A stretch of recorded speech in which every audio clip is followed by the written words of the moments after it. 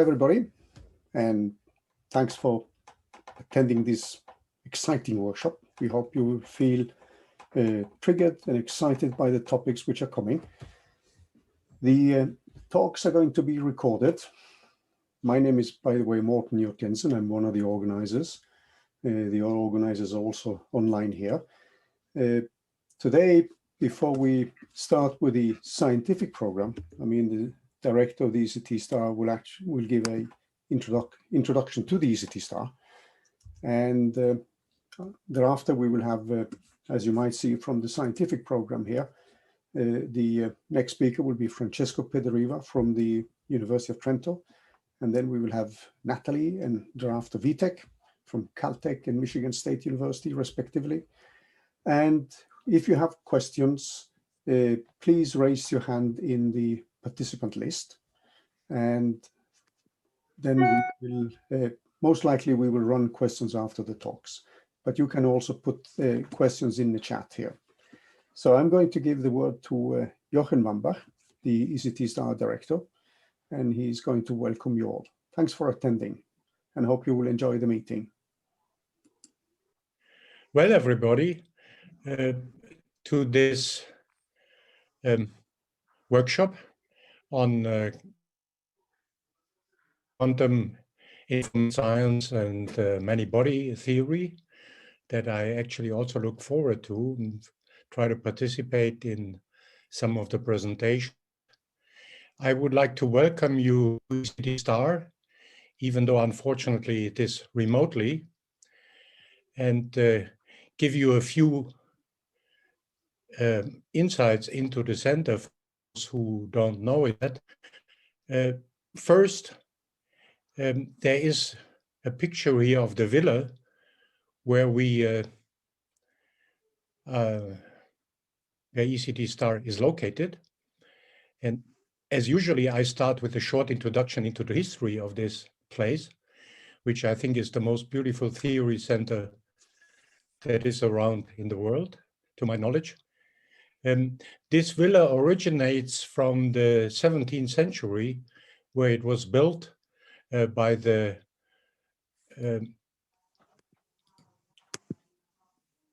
and then later purchased the 18th century by the Tambosi family. Originally, it was the Balduini, the Dukes of Balduini from the Trentino who built this. In the present form, it goes back to the 19th century, essentially, when it was purchased by the Tambosi family, who was a rich silk merchant family in Trento. They originally built this as a summer residence. In particular, they wanted to escape a cholera epidemic in Trento in the mid-1860s. And then afterwards, they used this for quite a while, and it is very beautiful from the inside, and many of you have seen it, and those who have not seen it, hopefully, eventually we can have face-to-face meetings again there and enjoy this place. It then had a varied history. It was actually interestingly enough, the headquarters of Napoleon troops in the early 19th century, when they occupied, among other things, the Trentino as well.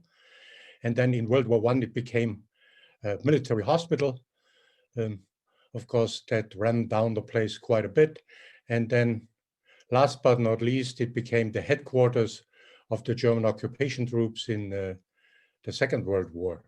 Afterwards, the Tambosi family sold it to some monks, and it became a monastery for a little while.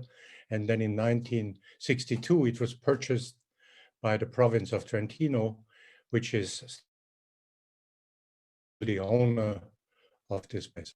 But by the time it was purchased, it didn't look as beautiful as it looks now, but sort of more like this. And there was a significant restoration work that was necessary to bring it to the stage that it is in today. And this was a around 1997, when this major restoration work started, thanks to Renzo Leonardi, who was then the vice director of the center and oversaw the restoration of the villa. Here you see a picture of him looking at one of the frescoes that is in there. Unfortunately, Renzo passed away in 2019, and we all miss him dearly. So let me say a few words about the center itself. It was established in 1993 and is a unique place in Europe, but also worldwide, partly in response to similar initiatives in the United States by founding the Institute of Nuclear Theory in Seattle. It was a bottom-up realization supported by a large community of research associates and an international board. There's actually a recent write-up of this by Renzo Leonardi and myself in Nuclear Physics News that details the whole history, early history of this place. The place is actually governed by a scientific board. These are the current board members, and I don't want to go through the whole list, but only want to mention that they represent a wide range of areas that are represented at Ecd Star at the moment, ranging from traditional nuclear structure physics all the way to ultra-relativistic heavy ions and astrophysics. There's typically, when we have face-to-face meetings, about 700 visitors a year, and we respond to Foundation Bruno Kessler and multinational memoranda of understanding with European countries and through EU projects. The current budget is of the order of about $1 million or so. Let me come to the mission of the center, which is threefold. On the one hand, there's a local research program that is going on, and that spans also a wide area, as I will detail in a little while, and it ranges from QCD to hadron physics and all the way to matter and extreme conditions. We currently have 8 researchers plus the director, 2 permanent senior researchers, and 4 junior postdocs, and in addition, 2 postdocs that are funded by the INFN through TIFBA. This is the current list of the postdocs. Daniele Binosi and Christofoulopoulos are permanent, and they work on QCD proper in terms of Dyson-Schwinger technologies and low X physics for QCD in colliders. And recently we were joined by Konstantinos Konstantino, who works on neutron star physics and in particular also merger events. We have 5 junior postdocs. Francesco Ciliberti, who also works on low X physics and transverse momentum distributions. He will join next month. Hila De Leon works in few body low energy nuclear physics. Mingwei Ding in hadron physics. Sagar Seppi, who recently joined us on the equation of state at high density in perturbative QCD. And finally, Xu Wei, who works on relativistic heavy ions and also low X physics, gluon saturation, and so on. We also have a group which is called LISC, the Laboratory for Interdisciplinary Computational Science. They work on material science, electron spectroscopy, and molecular systems, and they comprise 3 senior researchers and 2 postdocs. The second part of the mission is to promote active contacts between theory and experiment. And what hides behind that is an extensive workshop and visitor program, which typically about 20 workshops a year. And it also covers related areas for which the star in Ecd Star stands. And these related areas range from high energy particle physics all the way to computational physics. Now, more concretely, in 2020, we had scheduled 19 workshops that were accepted by the board. out of which only one could run face-to-face, unfortunately, because of the COVID-19 pandemic. And two of those workshops are running remotely. There was one on heavy ion physics, and in particular, spin in heavy ion physics earlier. And then this one, which will also run remotely. And all the rest of these workshops have been deferred to next year. Hopefully, some of them can run again face-to-face if the COVID-19 pandemic permits. This is the distribution of the workshop topics for the workshops that are now going to run in 2021. 4 nuclear structure, 6 in hadron physics, 4 in QCD matter, and 2 in nuclear astrophysics, and several in the related areas. The third part of our program is the training of young researchers, and this is usually done through doctoral training programs and talent schools. The idea is to help training the next generation of young scientists and future research leaders. And we had set up for 2020 2 doctoral training program on high energy nuclear physics with quantum technologies, very close to the subject that is discussed in this workshop. And we also had a talent school that was devoted to similar topics, in particular machine learning. Unfortunately, none of these could take place either. The doctoral training program is actually deferred to next year. So is the talent school. But we had a remote talent school this year, which is called Talent School Special Edition 2020, a remote workshop that was very successful. Morten J. Jensen largely hosted this, and there was a good group of speakers. And actually, this workshop was attended by over 100 participants. That was a great success. And I congratulate Morten again for running this so well. So finally, I want to conclude with a short advertisement for Ecd Star, namely Ecd Star has many associates, like 800 associate, all scientists that have positions at universities or laboratories and involved in scientific activities of Ecd Star. And you can become an associate. For this, you have to register on our webpage. It's very easy. And I encourage you, if you continue to be interested in the Ecd Star program, to register. With this, I would like to thank you and hand back to Morten. Thanks so much, Jochen. Much appreciated. Thanks for all the kind words. If anyone has a question to Jochen, I mean, you could raise your hand. If not, we are going to the first more scientific talk of this workshop, and this is Francesco Pedriva from the University of Trenton. If there's any question, I mean, you can raise your hand in here. If not, we will proceed to the next talk. Thanks again, Jochen. Thanks so much. You're welcome. So the next speaker is Francesco Pedriva from the University of Trenton.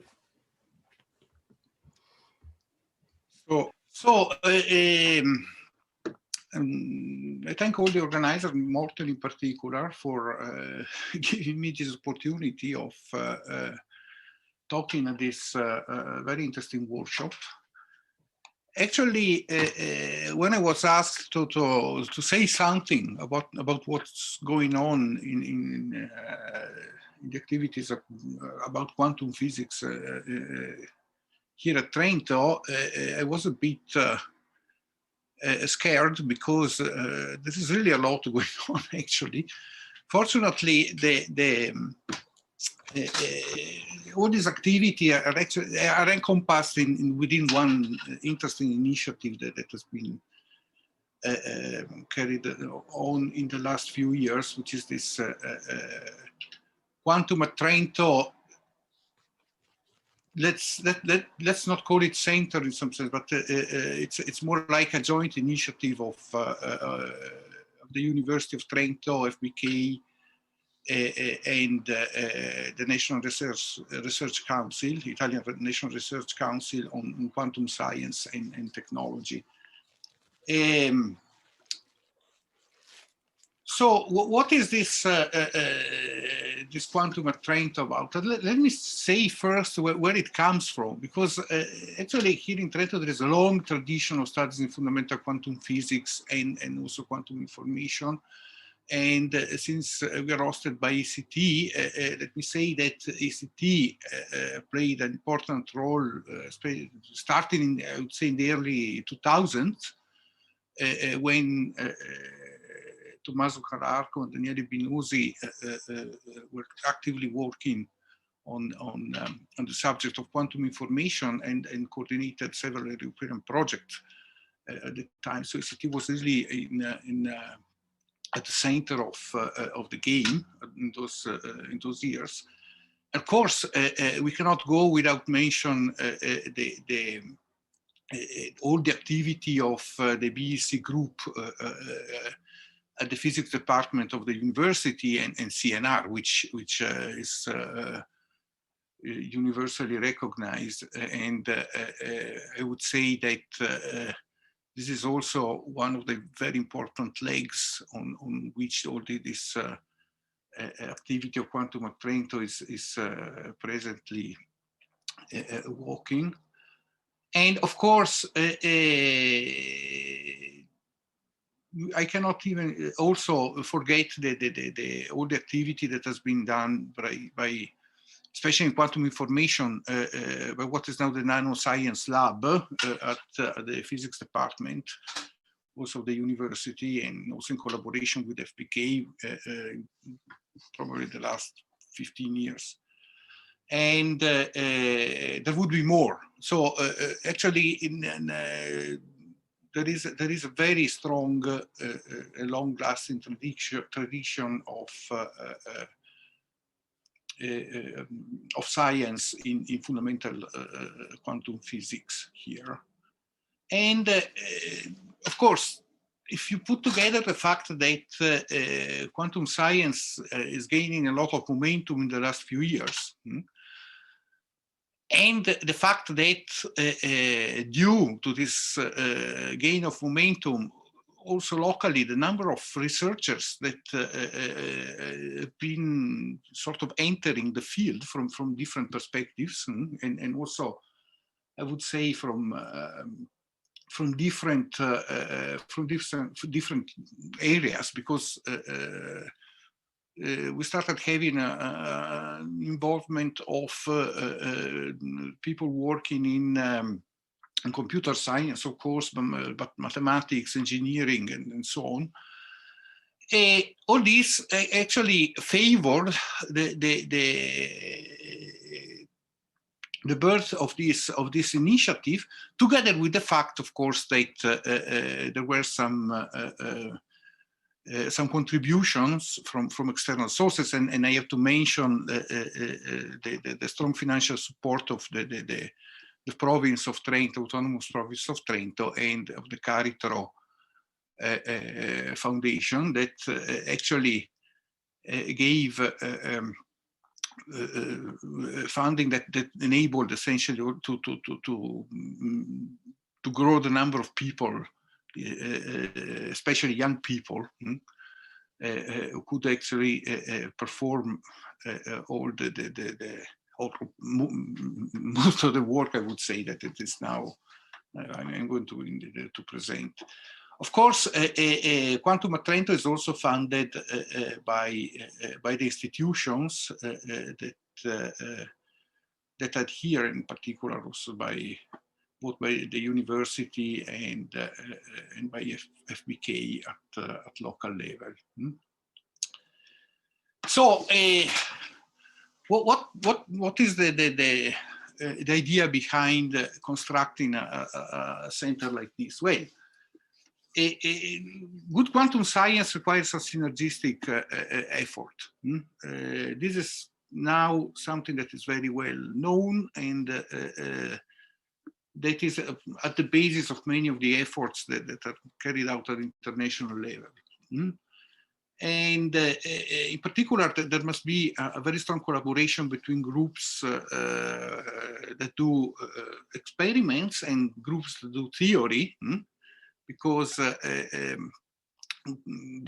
development of especially at the technological level, in some sense cannot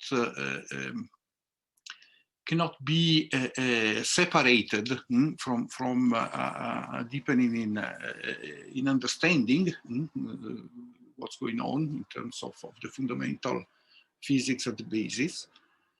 Of course, putting together all these activities provides very good visibility at national and international level, and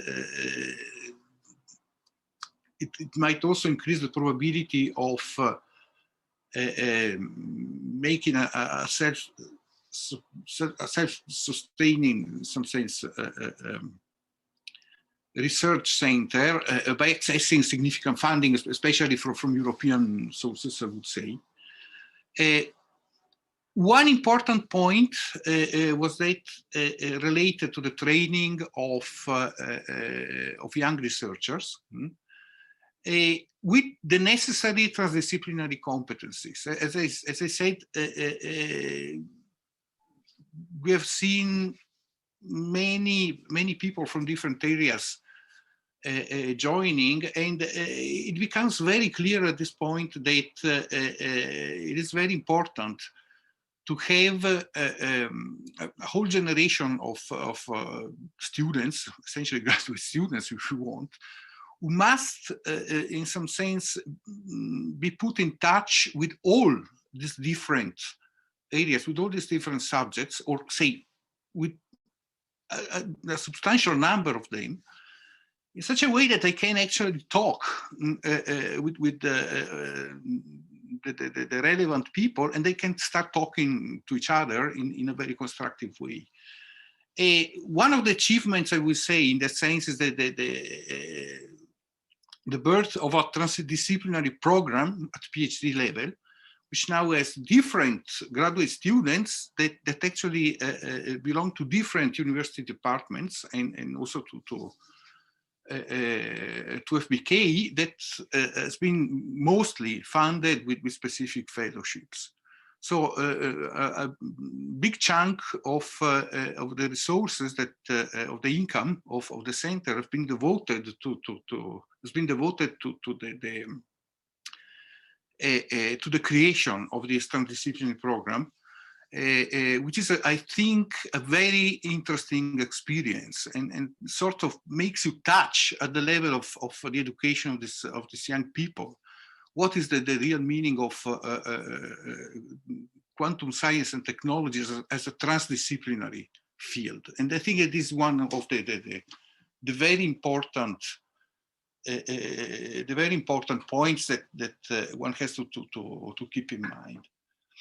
Of course, there is also the practical side, which might lead, and this is one of the scopes, a possible construction of a shared experimental facility, which is very important. Oops. Okay, research-wise, the center is divided in 5 work packages. And of course, these work packages sort of try to encompass a very wide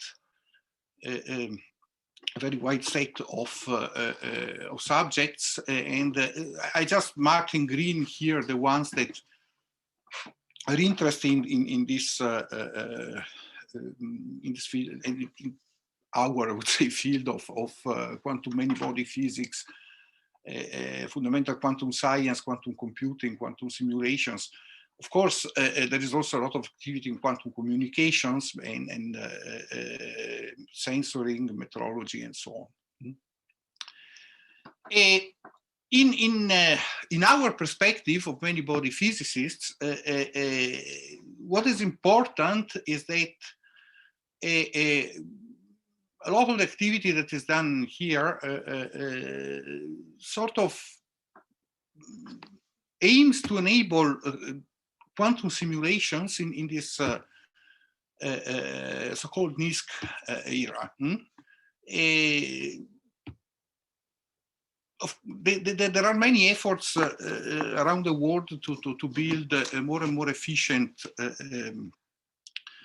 I would say, standardized quantum computers.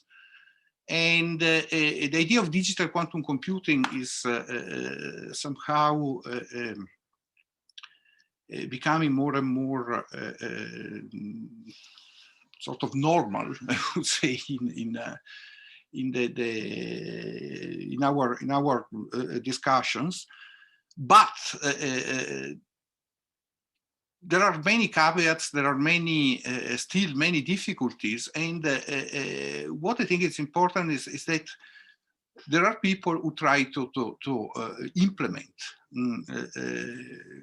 quantum simulations. If we don't want to call them quantum computations, we can do that. That's, I think, a sort of almost a semantic distinctions in some sense. But it's important to make up our minds. So this kind of activity that sort of tries to exploit the very idea of quantum simulation is important, culturally important. So let me just give a few highlights. Of course, I cannot illustrate all the activity going on, because it would take probably more than the 2 hours of the whole session. So I will just say a few words about a few things that I think might be interesting to overview. And I just apologize with those who will not appear here, but it's really just a matter of time. So let me say something about the research that concerns the use of quantum fluids of light, which is mostly carried out by Jacopo Carusotto from CNR, here, a member of the BEC group.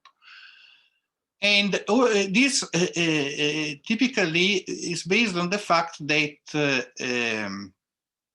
while if one considers photons in vacuum, these photons typically do not interact. And one would say, okay, the physics of photons is mostly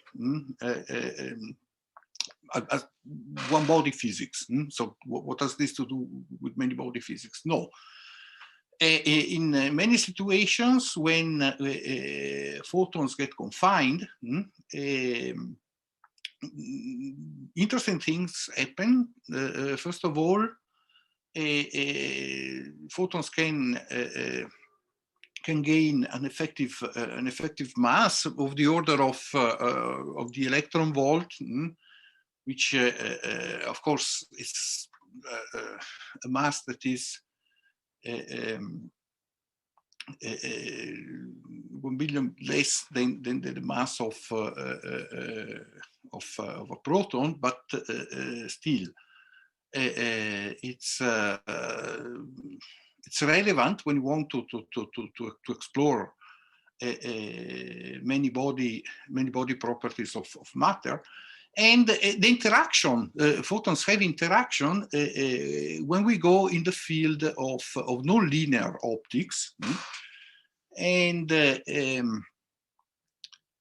essentially, what happens is that the exchange of virtual, essentially electron-hole pairs in matter, electrons start behaving like an fluid of interacting particles. This is very interesting, because this essentially is another phase of matter, of quantum matter that can be explored. And there are different projects going on from the theoretical side, but that have also some interesting experimental consequences and applications. Like, well, there is this project, for instance, Focus, Photons of Quantum Simulations, in which the idea, very interesting, is that of using quantum fluids of light as a platform for quantum simulations. Remember that light doesn't need, in general, low temperatures, and this is really what might make a big difference in the field. Also, it's possible to build devices, optoelectronic devices in the mid and far infrared. And this is essentially is done in this project Mirbo's, where the BEC Center is the only theoretical, essentially, partner. Another interesting thing that is going on, that I find particularly nice, also in this field of quantum simulations, is what is done by the experimental laboratory of Gabriele Ferrari, the physics department, also in collaboration with INFN, that has founded this project FISH. In this project FISH, essentially the idea is that you can simulate in a quantum fluid. You can simulate in a quantum fluid. Let me see. Someone is probably nagging me. Oh yes, yes. It's essentially these are photons confined in a cavity, and also there are these devices that are essentially built in terms of fibers. These optical channels that also are helpful for the confinement. Yes, I have to close. Morten is nagging me. So this is essentially the idea that in a condensate you can simulate the confinement when you have two vortices. If you pick two vortices and you pull them apart, what happens is that you give energy to the system, and the system essentially creates more vortices. And this phenomenon essentially is an analogous of color confinement in QCD. Let me mention the activity of the Auke group that is also very interesting, and let me give you a couple of examples. The realization in cold atoms systems of gauge fields, where you can actually reproduce directly again the gauge variations, so the creation of massive fields in confined gases, a mixture of gases in an optical lattice.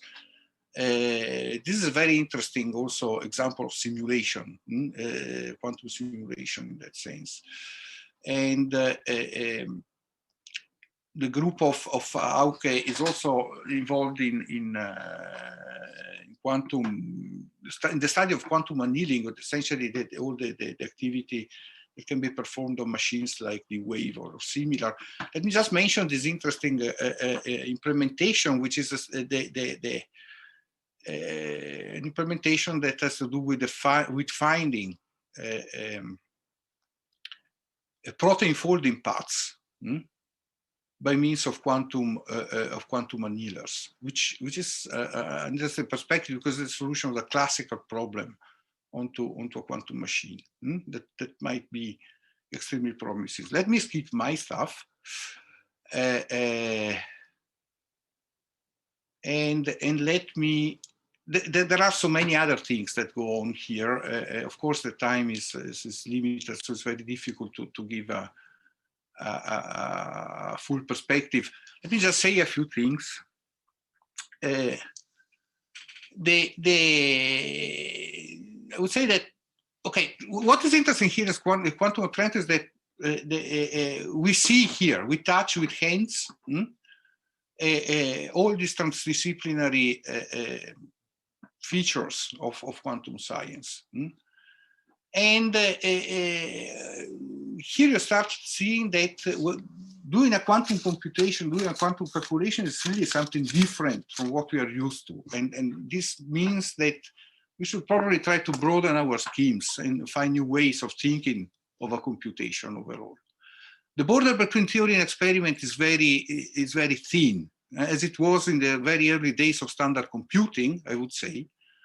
And also supercomputing. Some of you remember, even at the very early stage of supercomputing, you needed to know very well what the machine was doing. It was not so trivial as it is now to run over a parallel system. And even defining a parallel computation was not trivial at the time. So we are sort of in a stage which is interesting, where we have to talk to the experimentalists, because what we do is somehow part of the evolution of the machines, and I think that this is a very interesting perspective, and this is what we try to do here in Trento, to pursue this collaborative scheme and try to exploit all you have. Every place probably has a lot of potential, and it's just a matter of putting together people and work together, and this definitely helps to do good and exciting science in the field of quantum technologies and in the advancement of quantum simulations and quantum computations. Sorry for being long. Thank you for your attention. Thanks so much, Francesco. We can take one question. There's one question in the chat. You've probably seen that, Francesco. What do you mean by confinement of photons? Is it getting? Yes, I answered during the talk, so you can. So if somebody else wants to ask a question, you can either put it in the chat or just raise your hand and unmute yourself. Or if not, we are going to move over to the next speaker. You can just wait a little bit in case somebody has a question. It seems there's silence in the audience here. Okay, so we're going to move on to the next speaker then. And thanks again to Francesco for giving this interesting overview of what goes on in Trento. So the next speaker is Natalie, who just recently moved to Caltech after doing her PhD in Washington State. No. So Natalie, please go ahead, Speaker is Vitek Nazarevich from Michigan State. And as you probably noticed from the program, we are trying to keep a mix except for 2 days where we have both machine learning and quantum computing. Now, Vitek has, if you think of machine learning as in terms of the frequentist approach, I mean, Vitek comes more from the Bayesian point of view. And there's a lot of exciting ground to explore here between a frequentist approach and the Bayesian approach. So Vitek, please go ahead. Great. So it's a pleasure to participate in this very exciting workshop. And I'm going to talk about a particular topic, which is Bayesian model mixing in nuclear physics applications. So I'm going to talk about preliminaries. The organizers also asked me to talk about machine learning initiatives in the United States. So this will take me a little time, and then I'm going to discuss the principles of Bayesian machine learning and show examples of recent work. So let me start from the current situation in the area of machine learning and artificial intelligence in the United States. So very recent news in August 2026, AI NSF institutes have been established.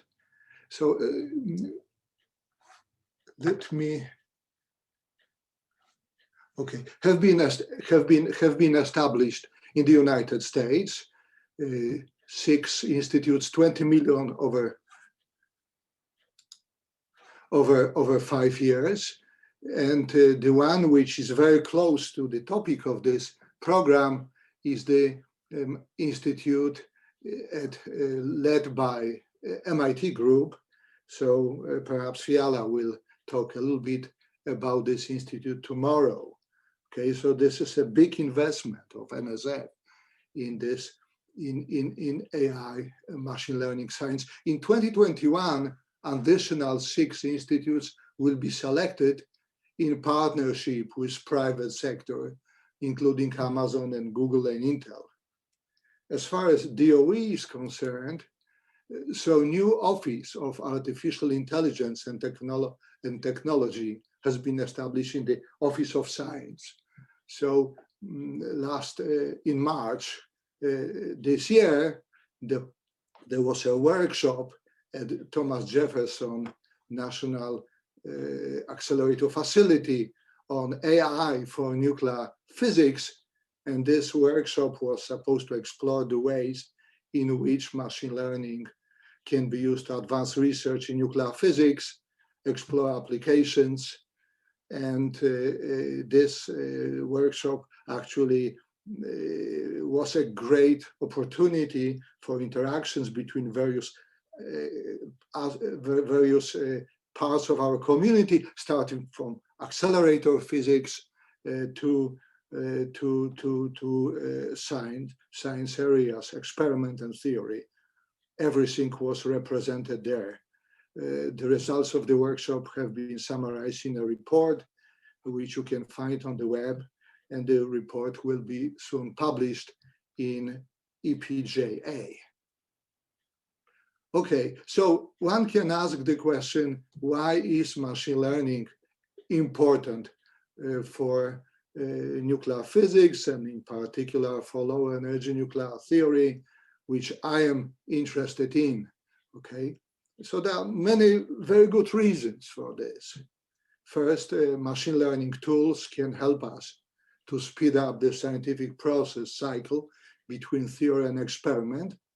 And in this way, we can facilitate discoveries. We can get those discoveries much faster by enabling fast emulations for big simulations, by revealing the information content of measured data, observables with respect to theory. So what is the relevance of observables with respect to theory?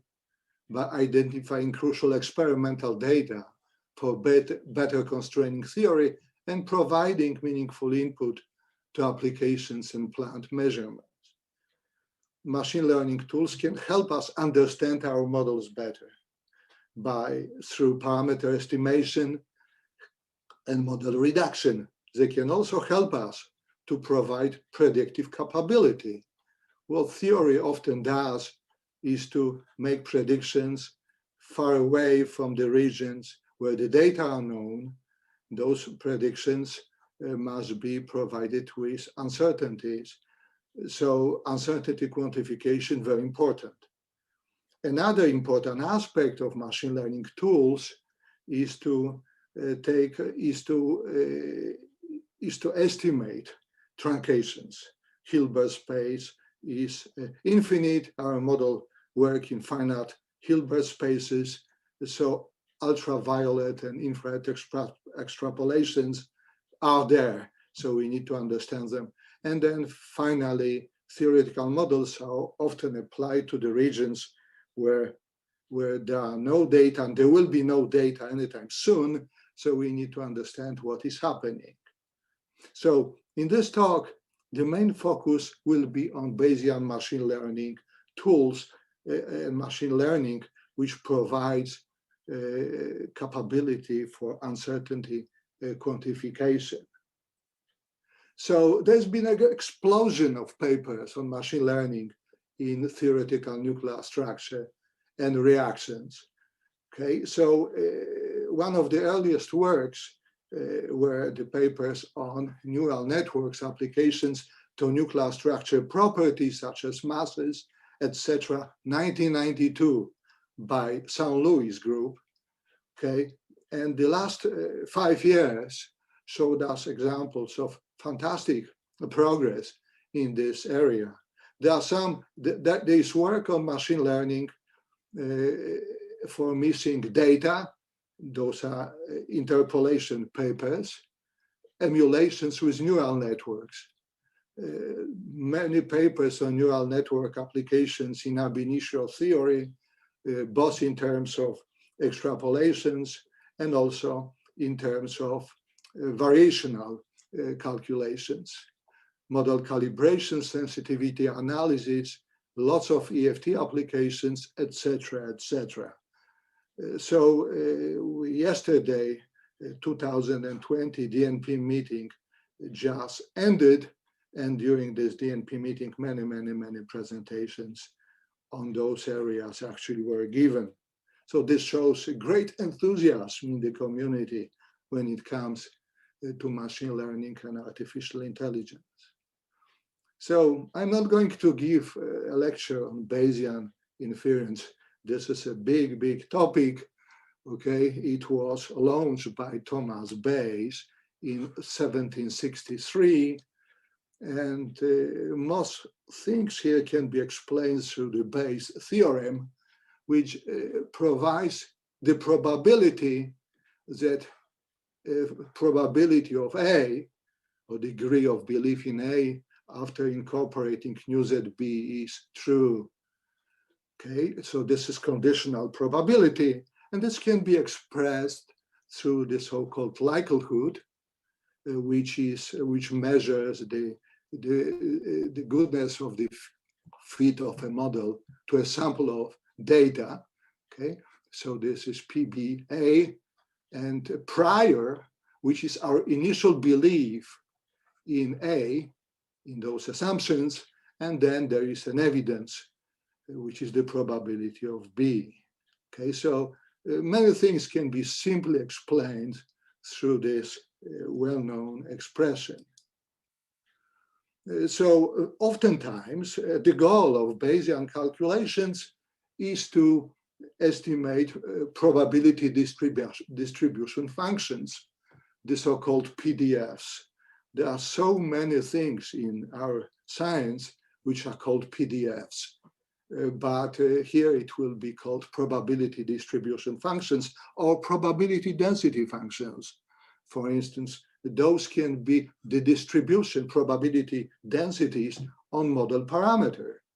Here is an example of such calculations where for 12-dimensional model, so model with 12 parameters, the probabilities or distribution of those parameters are obtained. This is in 12-dimensional space in principle. And those parameters here are shown on the diagonal. So we can learn a lot from such a plot. We can learn which parameters of the model are described very rigidly by existing data, what parameters of the model are correlated, okay, and what parameter of the models are sloppy, that is, they cover all available area. Another useful application is to find correlations between model parameters, like in this recent work. So this is actually a very simple application. The correlations between parameters of liquid drop model, which is a volume, surface, symmetry term, and Coulomb term. As you can see here, those parameters are very rigidly determined by nuclear binding energies. So this was about binding energies, sorry. Okay, but every parameter is highly correlated with everybody else, which means that the number of effective parameters in this model is much less than 4. Another application is in the area of model calibration and model reduction. Okay, so this is really the understanding of our model. What is the physics behind our model? For instance, in this particular example, there are two models. One is called SVE, which was informed only by binding energies. And there's another model which is called SVE mean, which was informed by binding energies and radii and other observables.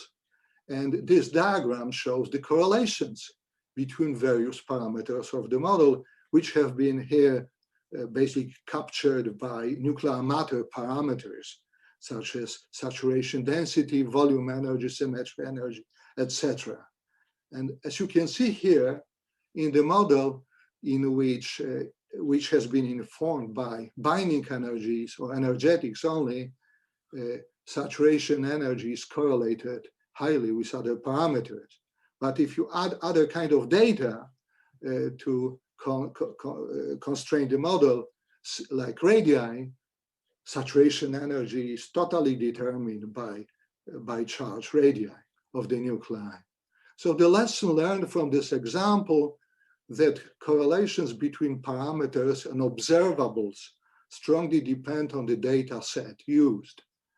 So it is to our advantage to consider heterogeneous data sets because they can better explore this multidimensional parameter space.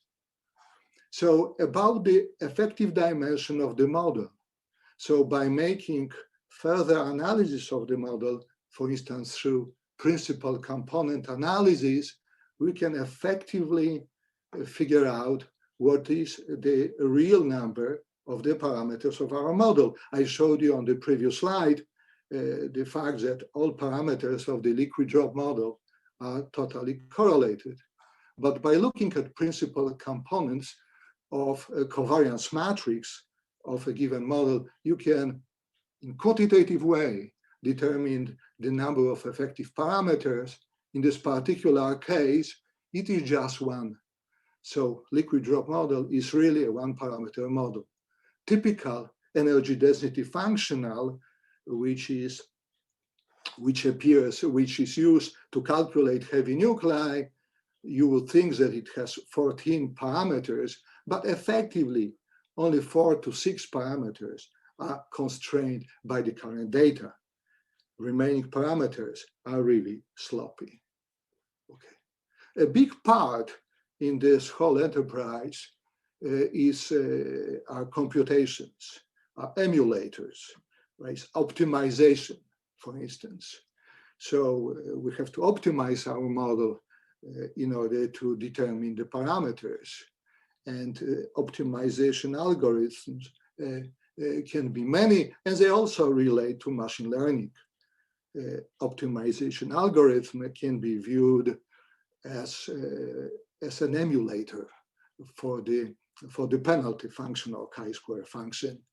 And this is just an example of modern optimization, which involved deterministic algorithms and stochastic optimization, okay, and comparison between those methods. So in this particular example, you can see that the deterministic algorithm, which does not involve derivatives, the Pounder's algorithm, actually is very quick and beats everybody when it comes to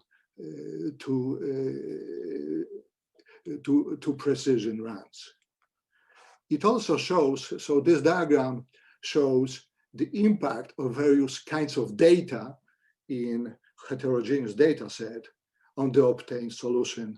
So there are two solutions of this minimization problem, one with a lower chi-square, second with slightly higher chi-square, and you can see how various sectors of data like radii, binding energies, and spin orbit splitting actually contribute to the final outcome. So let me talk about Bayesian model learning and quantified extrapolations. Oftentimes we want to extrapolate. We want to go well beyond the region in which data are known. So in this case, it is useful to define residuals. Residuals are the differences between experimental observables. So this is the value of the observable O for a given nucleus, Z and N. And this is a model prediction. This is a theoretical prediction for given a number of particles. And if our model is reasonable, the difference between experiment and theory is not going to be huge. Okay, so this is the definition of a reasonable model. And usually this quantity, this residual, shows patterns. So, this residual, the patterns in the residual, they represent missing physics.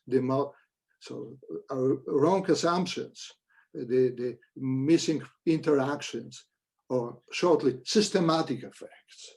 Okay, so what we are going to do with those residuals, we are going to use them to our advantage. So in general, if we would like to estimate an observable for a particle number for which the data are unknown, we can basically take advantage of this expression. We can take our model predictions and add the residual obtained from the current data. So we basically develop statistical model for this residual O based on the existing data. And then we use this model or emulator of the residual in the region where data are known. This is the way to make predictions or to make extrapolations. This is supervised learning, the nuclear modeling here, and the choice of priors on the statistical model here for residual represent two aspects of supervision. So quite a few papers along this strategy already have been published. I would like to remind some good papers by Florida State Group, by Jorge Piekarewicz on masses and radii and other quantities. So as I mentioned, those residuals, which are based on data and theory, exhibit patterns. Okay, and this particular plot shows the residuals for separation energies, two neutron separation energies, using different models. So the models have different fidelity. There are some very well fitted models for which those residuals are rather small. So they are here for those two models. There are models which are not so extremely well fitted to the data. So those residuals are larger, but as you can see, in every case, patterns are very pronounced. They are very well defined. And those patterns are rather similar from model to model. So we can take advantage of those patterns in many ways. For instance, we can improve our models by analyzing the deficiencies, shown in this figure. But we can also find emulators which will describe those patterns in this case in ZNN. Okay, so the way to do it is to take those residuals, to develop a statistical model for emulators, for residuals. So this will contain two terms, the discrepancy term, which represents systematic error, and then statistical part, which represents many other sources of error, okay? And then the prediction of unknown quantity called Y star, based on the current data which is to our disposal, can be just given by this Bayesian expression in which we are integrating over the model parameters. This is called marginalization, okay? So in the work which I'm going to show you now, we use two statistical models for those residuals. One, Gaussian processes with very few parameters, in this case, 3 to 4 parameters. We also use Bayesian neural networks with many, many parameters. Okay, and in practice, those calculations involve from 100,000 to 1 million ergodic Markov chain Monte Carlo samples.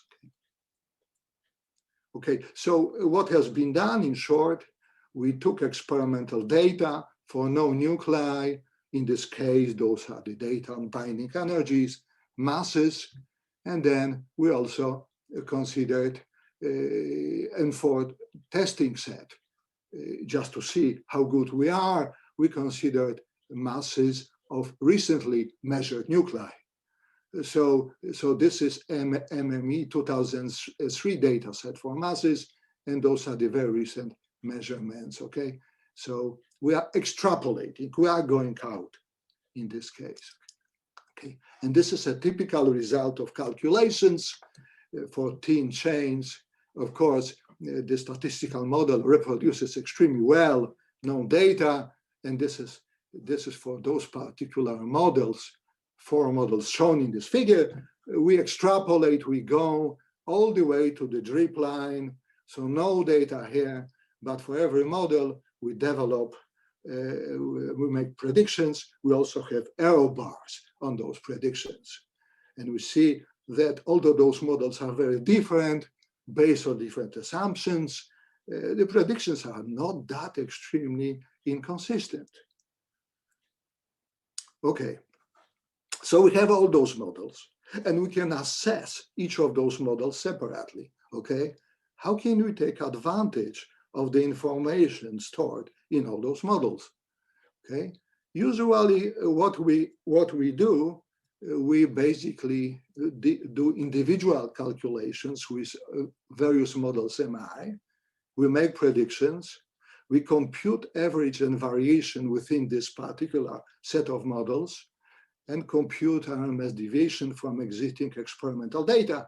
And this is what I would call naive nuclear theories approach to the systematic error estimate. And such a strategy can provide some clues. And as a matter of fact, this is a very simple democratic Bayesian model averaging. Can we do better?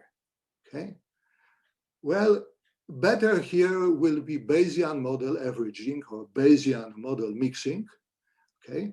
And in case of Bayesian model averaging, we can use statistical methods to calculate probability, posterior probability that our model does well on a given data. So as it was before, Y star means unknown data, Y means current data available to our disposal to inform our models, and M here stands for a model K. We have capital K models.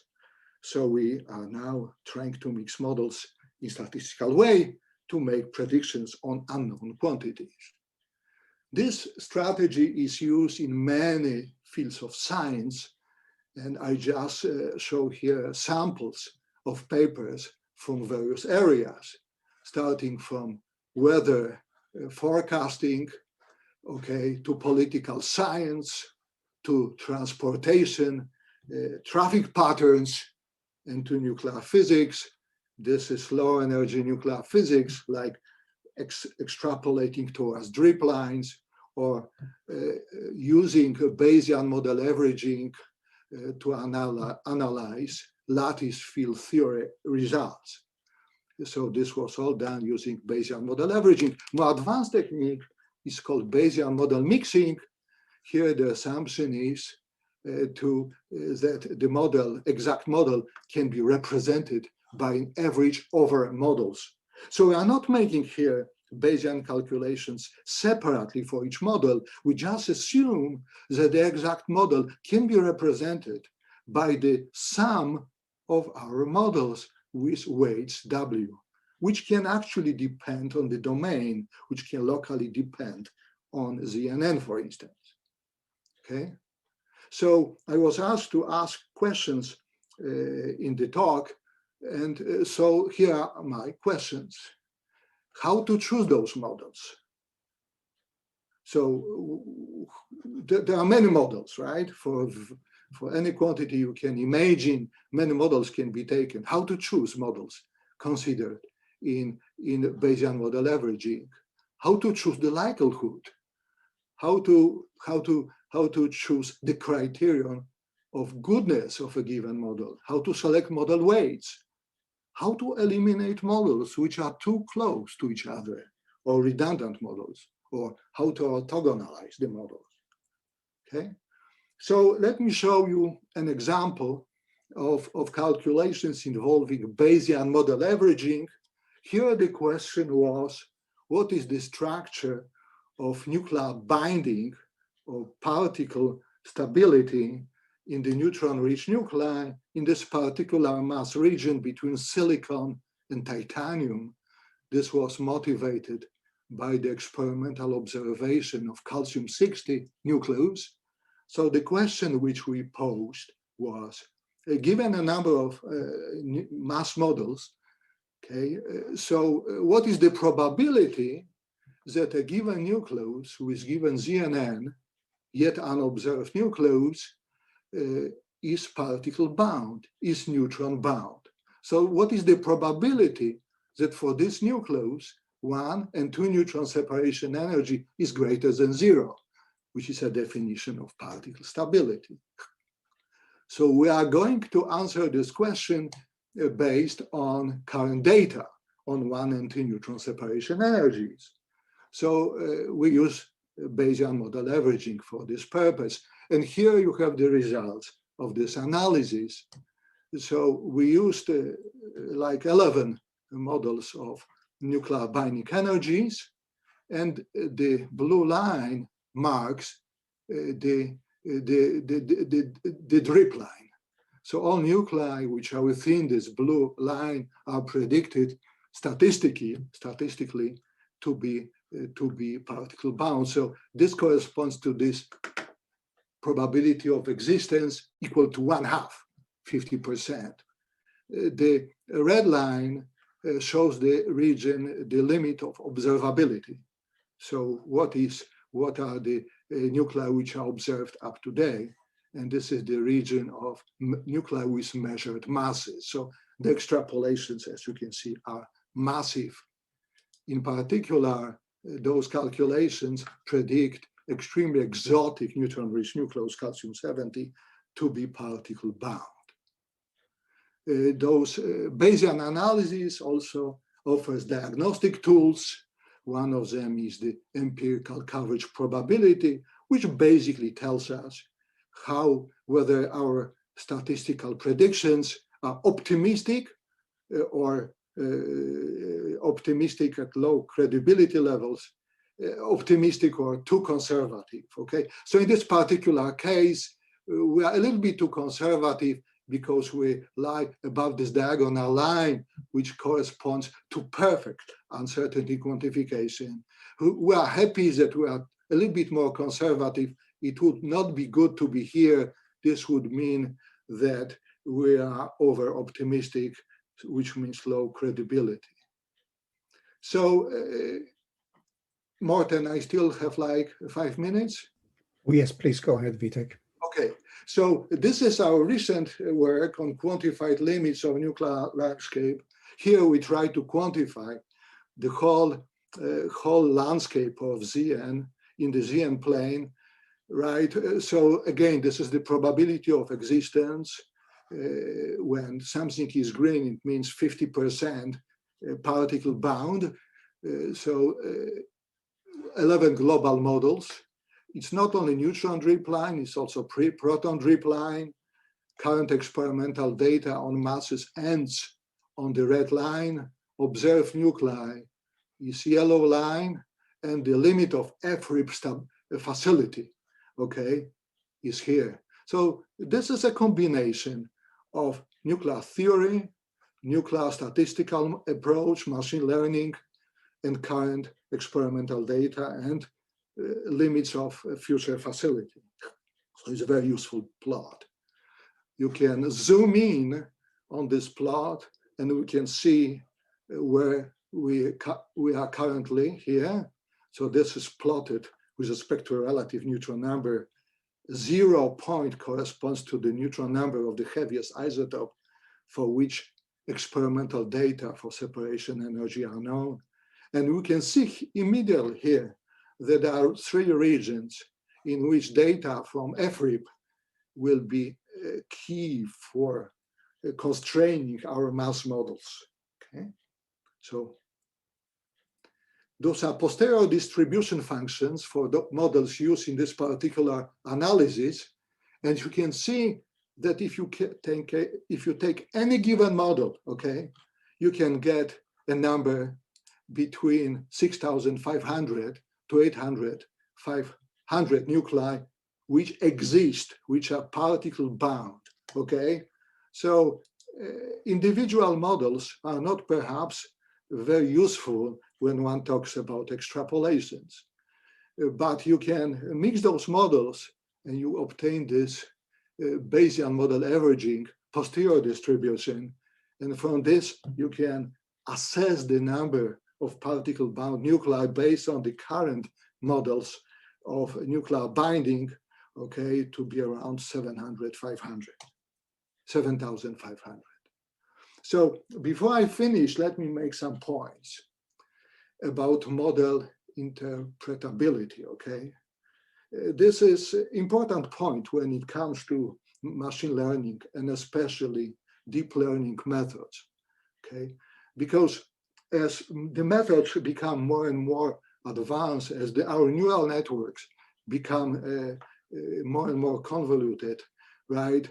As the computational tools become faster, okay, they set danger that we are losing information about what does it mean, okay? So this is the question of interpretability, okay? And this is nicely captured by this joke, okay?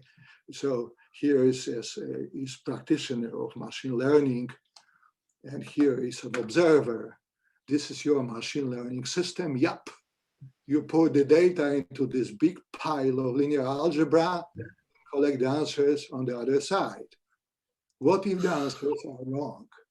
Well, just stir the pile until they start looking right, okay? So there's a danger here. And we know of some spectacular examples of this cartoon. What the Bayesian methods add here, they help both in accuracy and in interpretability, because Bayesian inference improves our information about the output, about U, Q, and about the model. So I would advocate machine learning with Bayesian approaches. Okay, so I'm almost done. I would like to mention one interesting development. So this is the band collaboration, Bayesian analysis of nuclear dynamics. This is a lower cost collaborative project, which is, well, it's not one of those big NSF centers, which I mentioned in the beginning of the talk. So this is the cyber infrastructure for sustained scientific innovation framework project.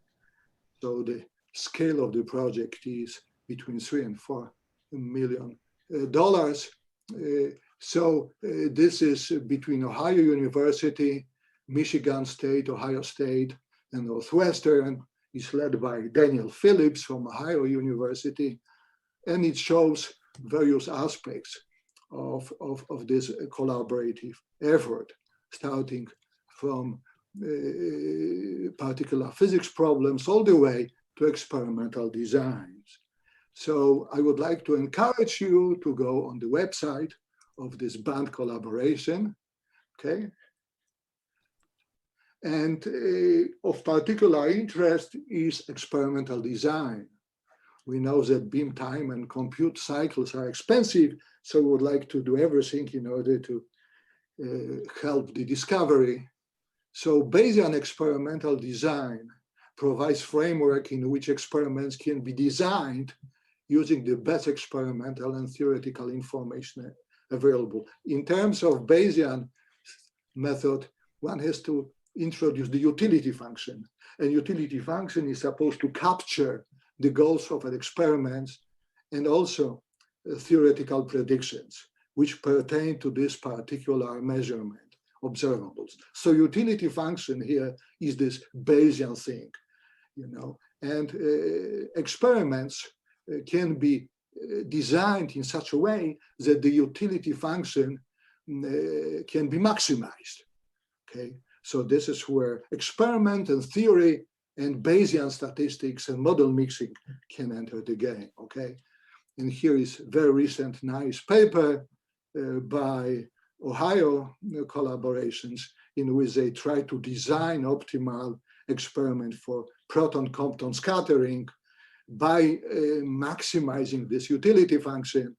And here, for various experimental conditions, the dots mark the points which correspond to optimal experiment. So this is the collaboration which consists of physicists, statisticians, and computer scientists. And we are preparing a band manifesto, which will describe every stages of this. Okay, so summary. So there is a need for uncertainty quantification in nuclear physics.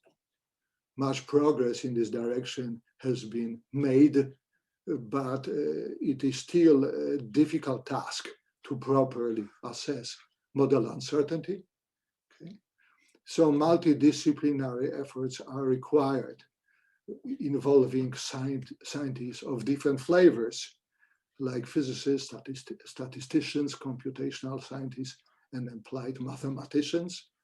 Bayesian model mixing and Bayesian model averaging improves uncertainty quantification and makes it possible to take advantage of many, many models developed in our community. And very important thing, which was already emphasized by Johan's talk in the introduction, that educational efforts are important. So I would like to remind about this Ecd Star talent course on machine learning, which was held in June.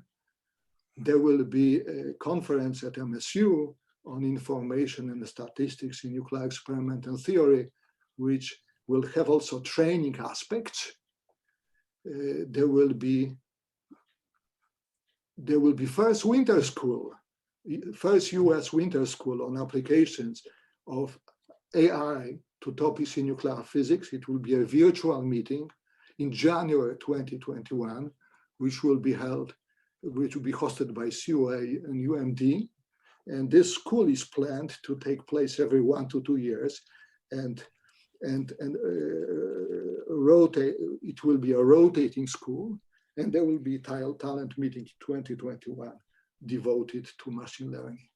Okay, I just would like to end with thanking my collaborators, current collaborators involved in various aspects of this Bayesian and Bayesian machine learning work.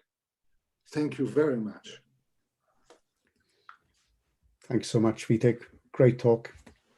We have already some questions in the chat here. There are 2 questions. Can you read them? What was learned about nuclear models in the BMA predictions of the drip line? Well, we learned a lot about deficiencies of the models by looking at residuals when we're making those individual Bayesian analysis of individual models. But at this point, I would say, well, when we have, I would say, perhaps nothing about individual aspects of those models. This is the Bayesian reasoning. Let us take the best models which do reasonably, on a given quantity and see what can they collectively tell about the drip line. So I would say we learn more about the drip line in this particular work than on individual models.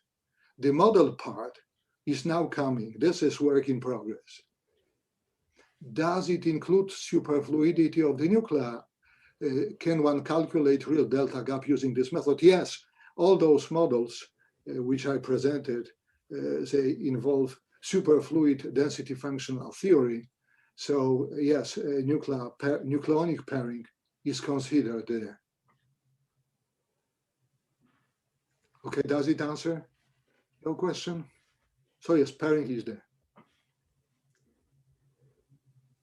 So to the rest of you guys, I mean, if you have questions, I mean, you can raise your hand, or you can just write in the question in the chat. So please don't be timid. I mean, we still have time for more questions. So we have a question from Natalie here. So you can unmute yourself, Natalie, if you want to. All right. Hey, Tech. Hi, Natalie. Yeah. I just wanted to ask about your slide 22. I think I may have misinterpreted it, where you had these, I believe, different posteriors for different models, and a blue line that I think was representing like a model averaged. Yes, this represents a posterior of the BMA. This also considers the correlations between residuals. Okay, so it is not just a simple Okay. of those posteriors from the models, so this contains covariances information. Okay, so that would explain why you end up seeing posterior probabilities that aren't in any individual model. The Bayesian model mixing actually would provide yet another answer, because in the Bayesian model mixing, you basically built a model based on the assumption that it is a sum of those models. So those weights will depend now locally on where you are.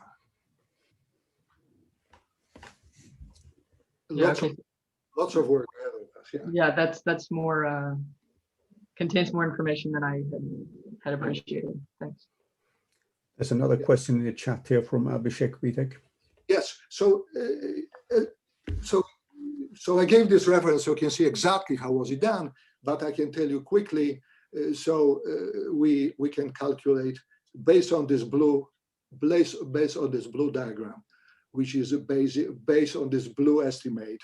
So we calculate basically a probability that that a given nucleus is bound based on the sum of information from all those models. So coming back to Natalie's question, it is based on this blue envelope. Oh, Vitek, could you bring up the slides again? Because then it's perhaps easier for people to see. I can do it, but then, okay. So so for each of those models like SKP, this shows the answer, right? SKP, for instance, predicts around 7,600 nuclei to be bound on average, but there is, of course, an error, systematic error on this. So you get the mean value and sigma, okay? But various models give you different answers. This basically shows you that to take one model here, and strongly believe in its answer is very inappropriate, okay? But here you have this blue line, which corresponds to the model mixing, averaging answer with covariances. And then you can calculate, based on this probability distribution, the average number of nuclei. And then without any calculations, you look at the blue line, you can see that it will be somewhere here. Right. So these regions that don't have a large probability for any particular model, yes, that do have probability for the averaged. Yes. This is all from correlations. This region is not going to contribute to the mean value, right, of the model mixing answer. Because here you have zero probability. Of course, the key question is, which I asked in my talk, how to select those models. You might argue that this particular selection is not representative, right? In this particular case, we took all models which we believe do very good job on the current data, okay?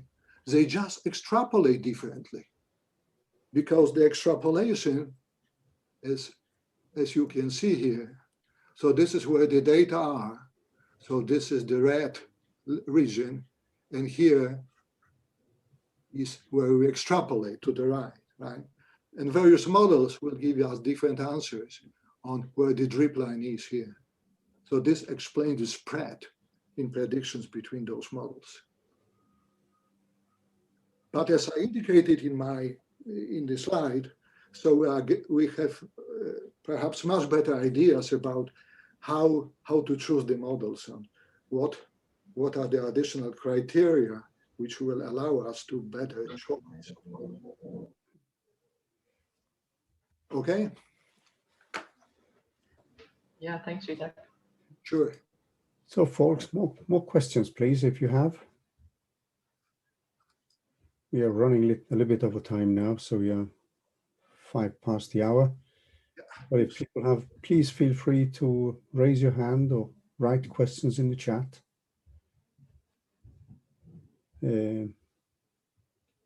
Maybe you would like to say something more, Vitek? No, it's 5 past 12. Yeah. Which means that you deserve dinner. Yeah. And we here deserve lunch. Yeah. Okay. It's truly very exciting area of research, and which has been neglected for too long. I agree fully. I should say thanks to everybody for staying with us. Hope you'll be back tomorrow. So tomorrow we have again a mix of machine learning and quantum computing, whereas Wednesday and Thursday will be dedicated to one of the topics. The lecture will be recorded. Thanks to all the speakers for great talks and for engaging discussions to everybody. Hope you enjoyed it and stay with us for the rest of the week. Thanks to everybody. Thank you. Yes.